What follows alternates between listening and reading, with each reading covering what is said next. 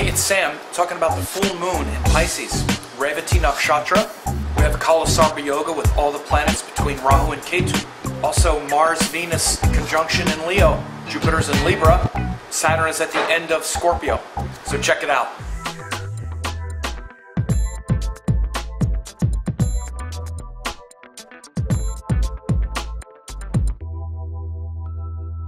Hey, it's Sam, and I'm making this video about the upcoming full moon in Pisces that's happening on October 5th. And this full moon is going to happen in the nakshatra of Revathy. And you can see here that the chart, about 18 of Pisces, 1830 of Pisces, Revathy nakshatra will have this full moon. And of course, this full moon is the halfway point in the Virgo cycle, because of course full moons are the opposite point of the new moon, which began the cycle. And then we have the halfway point, which is the full moon. Again, understand something, that these full and new moon cycles, these lunation cycles, are really like the original sort of calendar and sort of inner cosmic calendar. As much as we might talk about zodiacs and calendars and these 12 portions of the year, the original reason we have 12 months in the year, 12 zodiac signs, and that the year is portioned into 12 sections is because of these lunation cycles, the sun-moon cycles.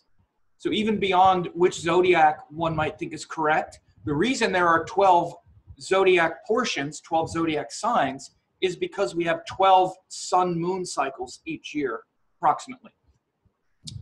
And so thousands of years ago, when they were trying to coordinate a calendar that first measured the Earth going around the sun, which is a year, 365 days, they wanted to break it up into 12 portions because of the 12 lunation cycles, which is new moon to new moon. So we had the new moon in Virgo a couple weeks ago. So we're in this cycle right now of, measuring things correctly, getting the details straight, getting things clear, that sort of rational sort of prowess of Virgo. And in Virgo, we can tend to worry too much about all the details, get a little too, sensitive about all of the things that aren't in the right place. And it's a worrisome sign. It's a tamasic sign, which is worried about all the details that might be dangerous, for example. But then the halfway point in that Virgo cycle, which is where we are now, is Pisces. Pisces is the sign opposite Virgo, whereas Virgo is worried about making sure we manage everything here on Earth. Pisces says, yeah, but you need to just relax into the bigger picture. There's only so much that you can control. There's only so much that you can organize here on Earth, because ultimately you're not in control of anything. Ultimately, you're just, everything that you're trying to manage and organize and control on Earth is going to change. So you need to connect with the bigger picture and trust in the universe and trust that everything is working out the way it's supposed to be working out. And that trust in the universal cosmic genius is trust in the Pisces lesson. Trust that the Pisces quality of life is working out, that we don't need to manage everything and organize everything. It will all work out. So, as you can see by the chart here, Mercury is also very closely joined this sun, and by extension, Mercury is almost exactly opposite the moon, and it's an exalted Mercury.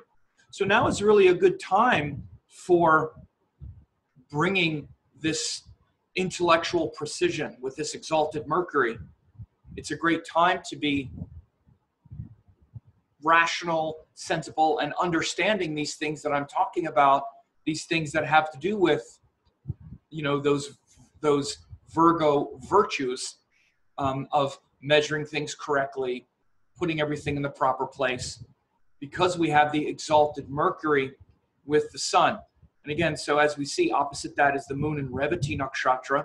Now, Revathy is ruled by the shepherd god, the shepherd, which is called Pushan, one of the Adityas, or one of the solar entities and deities that is here to protect our life on earth and make it unfold beautifully. So this nakshatra, Revathy, is the last nakshatra in the zodiac. After Revathy, the zodiac starts over again. It starts over again in Aries, as you can see. So it's 18 degrees of Pisces. It starts at 1640. So it's the last 13 degrees, 20 minutes of Pisces. So there's a theme of endings and completion and surrendering to the great shepherd to guide you home, rather than trying to, again, control everything. Like I said,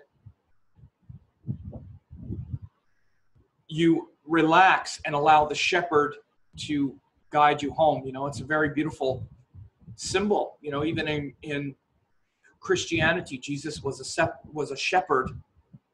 Lord Krishna was a gopi, who was like a shepherd of cows, you would say. More than one person has made the analogy that Krishna and Christ, same kind of sound even, right? So Lord Krishna was also, you know, he took care of cows, not a shepherd, but it's a similar kind of thing. You know, taking care of animals is a very sacred, divine practice. And because in some ways it connects us to our inner godliness, meaning animals depend on you, and it's not like you're their God or you're their Lord, but when you take care of them, there's just this selfless love, and then they give the love back. And if you want to switch the paradigm and say, instead of being the God, you're the animal, and God is the shepherd, then it's the same kind of thing. Instead of you feeling like you have to take care of yourself, when you surrender and relax into the great cosmos, then the God becomes the shepherd, and you're the frightened animal who needs to be cared for and protected. And you trust God and spirit and your higher self to have the answers and to lead you where you need to be going. And so this is what the Pisces energy is about. It's about your higher self that totally trusts that everything is working out. And when you can surrender and relax into that higher self, you trust that the universe itself is the cosmic shepherd that's guiding you home, that's taking you home. Now, you want to understand something. This is purely sidereal zodiac. If someone is using this, you know, tropical zodiac, then this is in Aries. Then this shepherd energy of Revathy is in Aries. And so I say this because, again, this is the reason why in Vedic astrology we use the sidereal zodiac. For this reason I'm telling you right now. And again, this actually isn't saying that Western astrology is wrong, because in Western astrology it's considered the full moon in Aries. But Western astrology doesn't have nakshatras. They don't have this beautiful shepherd Revathy energy. Just ask yourself if that feels right. Does it feel like it's Pisces and this energy of Revathy and the shepherd, you know, leading you home after the long journey home? And that this is the spiritual challenge that might be in front of you right now, is to surrender and not try to control all the details and worry about all the details of the world. Does that feel like the spirit of this full moon? Because if it does, then that's sidereal zodiac and Revathy nakshatra in Pisces. And again, these are the reasons people use one zodiac over the other. So aside from that, when we also look at the chart, again, we can see other important qualities right now of these times. The moon has broken outside of the Kala Sarpa Yoga, which means all the planets are in between Rahu and Ketu. And all of the planets in between Rahu and Ketu means there's this Kala Sarpa Yoga in the sky. The tragic shooting that just happened in Las Vegas a few days ago actually happened when the moon had just gone outside of the Kala Sarpa Yoga. So it actually happened when the moon was right here, just breaking outside of this, this configuration of having all the planets between Rahu and Ketu. So this is why we're seeing a lot of themes around, heaviness and intensity, and trying to connect with the heart and trying to connect with our emotional, body, because all the planets are in between this Cancer Capricorn axis of the nodes, and all the planets, of course, except for the moon, like I just said. So other things to understand, we have this exact Mars-Venus conjunction. Look, exact degree. I mean, literally, it's 25 Leo and 25 Leo for Mars. So both Mars and Venus at 25 Leo, which is, of course, very important to understand. When we have this Mars-Venus conjunction, it makes for a lot of passion. It also can mean like passion and warfare. It was an album by Steve Vai, the great guitarist in the 80s. Passion and warfare, right? Leo is a very passionate sign. Venus is getting the worst of it, you might say, as far as the compromise and the accommodation and the gentleness and the manners. So you might notice where you're not so interested in, having manners and talking and compromising. You're more interested in fighting for your principles and throwing down, because Mars has been in Leo for several weeks now, actually more than a month. So it's been a kind of fighting spirit, and especially fighting for truth and fighting for righteousness and fighting for Dharma. And it might be, even fighting and sort of destroying and negating some of those more diplomatic qualities of Venus, because Venus has been in Libra, somewhat dominated by that Mars energy. But it's also, again, a time for passion and, even like sexuality and getting turned on and excited, and even like enjoying, especially if you're in a relationship where you have a kind of, good chemistry and good, sort of turn on and fun and playfulness, those more interesting and fun qualities of Leo. It could be good for that, but there might be some, battling for territory as well, with the Mars-Venus conjunction. We also, again, have Jupiter in Libra, which is, it's been in Libra now for several weeks. So Jupiter is now firmly in Libra. And this has shown a lot of the social righteousness that we've been looking at, especially for the last few weeks. We're really looking to be inspired by a different social paradigm. Jupiter into Libra for the next year shows where we're really, in one sense, really learning from our partnerships, but also wanting to create a higher, more idealized and, inspiring social paradigm. This is what we would share in common.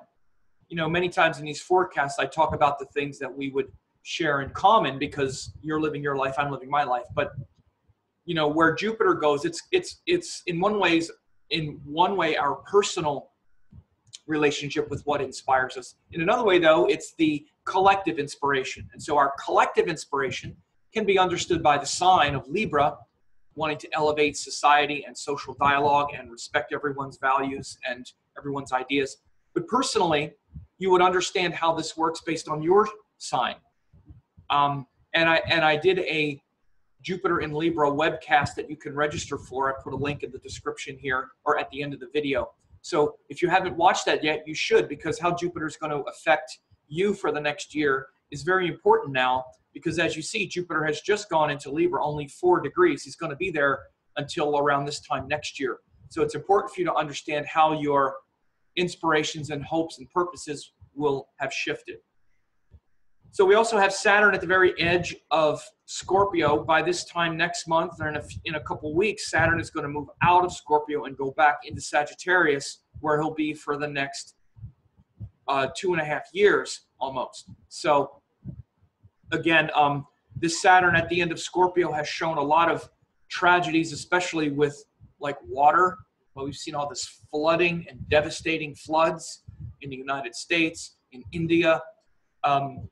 This Saturn at the end of Scorpio, at the point that's called the Gandanta point, which is the point right at the end of Scorpio and at the beginning of Sagittarius.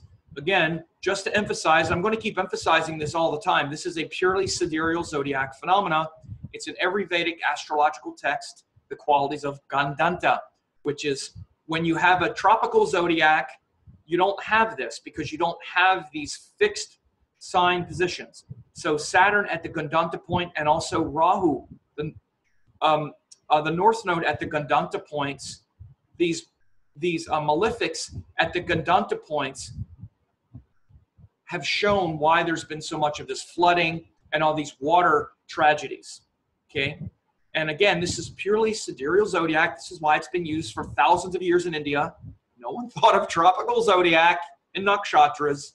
Doesn't make any sense because you have these points where the fire and water signs end at the same point where the nakshatras end. Every other junction between two signs, there's a nakshatra that's bridging the sign. But between the water and fire signs, they stop. That's why it's called Gandanta. And we're seeing this Kala Sarpa Yoga, which means all the planets between Rahu and Ketu, they're not only in between Rahu and Ketu, but Rahu is at the Gandanta point, very early Aslesha of Cancer, which is a water sign, and Saturn is at the very end of Scorpio, which is a water sign. This is why we're seeing all of these watery disasters. It's very easy to see this in mundane astrology. And so the last thing that I want to mention though is you know, the intensity with this Saturn and Mars aspect. Almost exact. We see Mars 25, Saturn 28. We could see some more intensity for the next few days for sure as this aspect becomes exact. If I run this forward, you want to see when this becomes 28 and that becomes 28.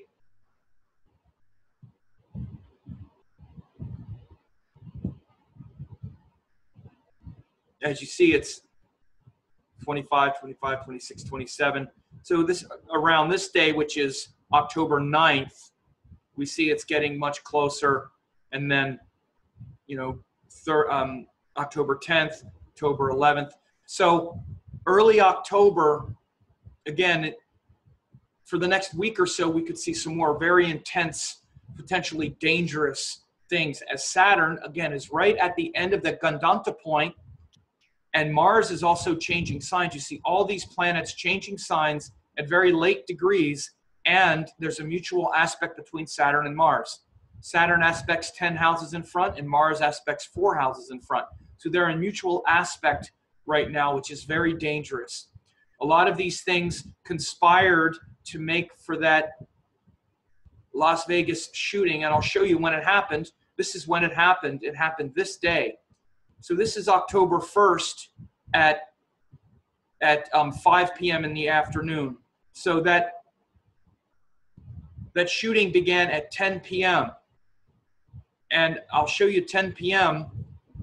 So look, here at 8 p.m., Moon and Ketu are exact. Rahu and Moon passes the exact Gandanta point, I'm sorry, the exact Sandhi point where it's about to go into Aquarius, but it's exactly on Ketu and right on the brink of that Kala Sarpa Yoga, and it's aspected by Saturn. Saturn was aspecting Ketu here, and the Moon passed right over that at 8 o'clock p.m.